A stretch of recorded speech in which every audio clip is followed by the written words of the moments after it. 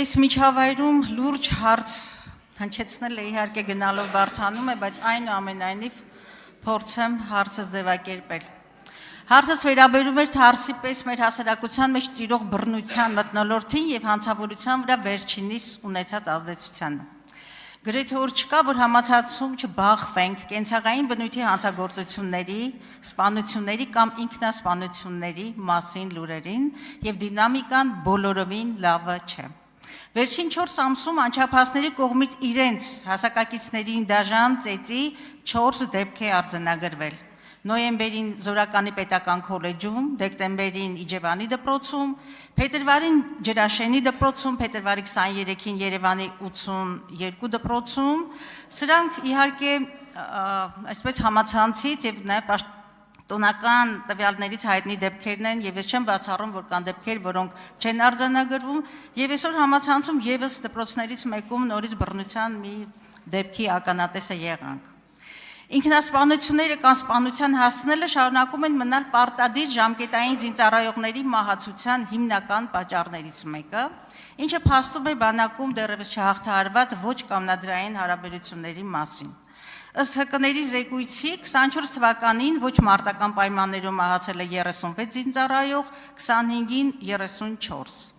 Հարցս այսպիսին է, ինչ կանխարգելիչ աշխատանքներ են տարվում կամ ձեռնարկվում այս ուղղությամբ, կան արդյոք համապատասխան ուսումնասիրություններ, պատասխանատվության ենթարկված պաշտոնյաներ եւ վերջերս խոսվում էր հանցավորության կանխարգելման նոր ռազմավարության մասին, ինչ փուլում է այն եւ ինչ հետևությունների մասին կարող ենք այս պահին խոսել։ Շնորհակալություն հարցի համար, իսկ հարցին կպատասխանի Հայաստանի Հանրապետության վարչապետ Նիկոլ Փաշինյանը, համեցեք պարոն վարչապետ։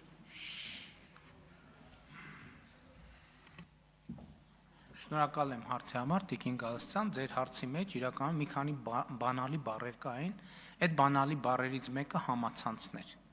որովհետև եթե նախկինում դպրոցականների շրջանում այդ հարաբերությունների մասին TikTok-ում կամ Instagram-ում չի եղել, դա չի նշանակում, որ այդ հարաբերությունները չեն եղել։ Այսինքն հերիք է էլի ձևանենք։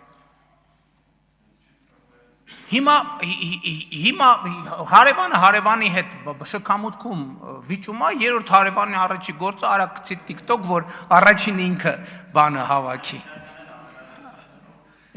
Այս այդ մասով։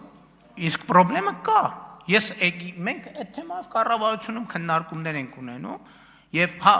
պաշտպանության նախարարությունում մահերի մասով կներեք, բայց եթե բան ենք ասում, եկեք արձանագրենք, որ վիճակագրության մեջ է նաեւ այն, որ մեր հարգելի զինծառայողը, ասենք օրինակ, տանը, ասենք ինֆարկտից մահանում է։ Ոչ մարտական պայմաններում մահի վիճակագրություն նաեւ է վթարյա ենթարկվում։ Եվ այլն եւ այդպես շարունակ։ Դրա համար մենք պետք է վիճակագրությունը բան անենք, տարբերակենք։ Իսկ վիճակագրությունը այն մեզ մտահոգող, չնայած էտել է մտահոգում, բայց դա այդտեղ բան չես կարող անես։ Առողջական, չնայած էտել առողջության ապահովագրությունը այդ թվում դրա համար է, որ մարդիկ ժամանակ առ ժամանակ ստուգվեն։ Բայց այն մնացած մասերով մեր բանակում դեպքերի թիվը նվազել է եւ հետեւականորեն նվազում է։ Բայց ֆունդամենտալ առումով ես ուզում եմ մենք մի բան արձանագրենք, հետեւյալը մենք միջև մեր մեջ քրեական ենթամշակույթը որպես եկեք խոստովանենք, որ քրեականը ենթամշակույթ չի։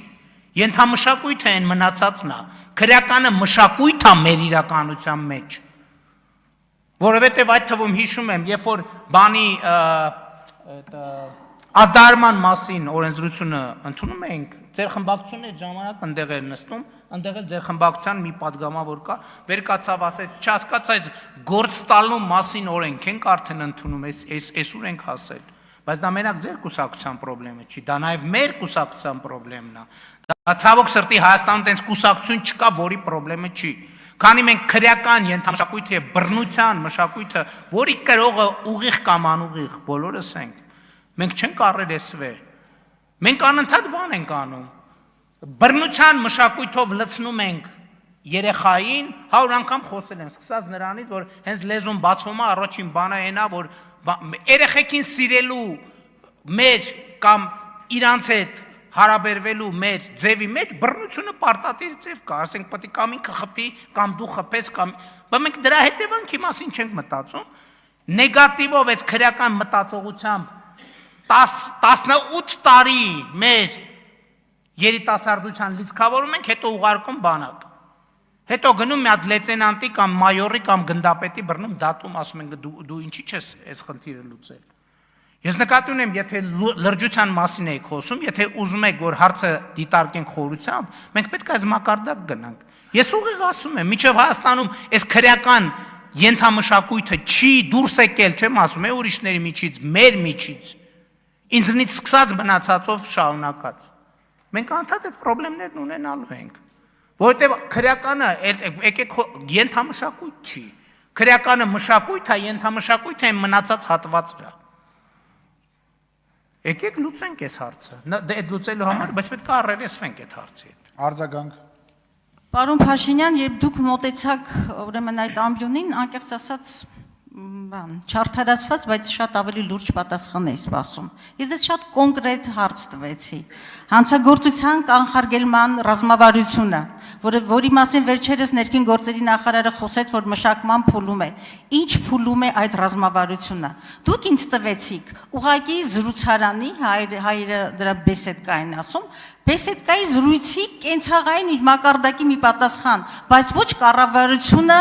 եւ իշխող քաղաքական ուժի պատասխանատվություն կրող անձի պատասխան։ Այսպիսի հանցագործություն կա, համացանցում կլինի, թե չի լինի, դա թե դատախազության, թե ներքին գործերի զեկույցներում կա նաև կրթության նախարարության, դպրոցներում բռնության, բուլինգների եւ ամեն տեսակի խայտարակ պատկեր է։ Ես ես լուրջ ախտորոշման մասին եմ խոսում, դա մեր հավաքական, ընդհանուր ախտն է, մեր բոլորի դարդն է։ Այսօր եւս կնոջ, միջին տարիքի մի կնոջ աշակերտը ուղղակի հարվածել է։ Ես խոսում եմ հիվանդ հասարակության մասին, բանակում ոչ կանոնադրային հարաբերությունների մասին եւ ակնկալվում էր նորմալ լուրջ պաշտոնական պատասխան։ Բոլորը մեղավոր էին բացի իշխող քաղաքական ուժից։ Մեր հասարակությունը, ինչպես եւ նախորդ հարցի պարագայում, այդ որակի պատասխան չի սպասում։ Ռազմավարություն ունեք թե ոչ։ Գիտակցում եք, որ այս մշակույթով հասարակությունը ապագա չունի։ Եվ այո, բոլորն են մեղավոր, սա մեր հասարակությունն է, մեր դասիրակության եւ ընտանիքի հայրենիք, բայց քաղաքական պատասխանատվությունը ձերն է։